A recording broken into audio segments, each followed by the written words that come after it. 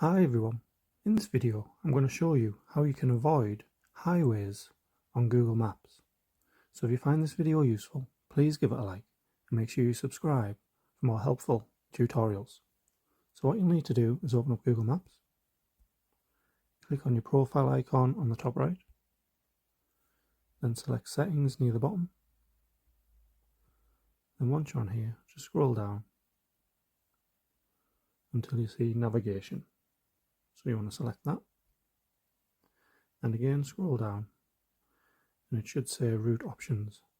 So obviously it says avoid highways there, so all you need to do is toggle that on and that will avoid highways on Google Maps for you whenever you put in different destinations that you want to go to. Thanks for watching.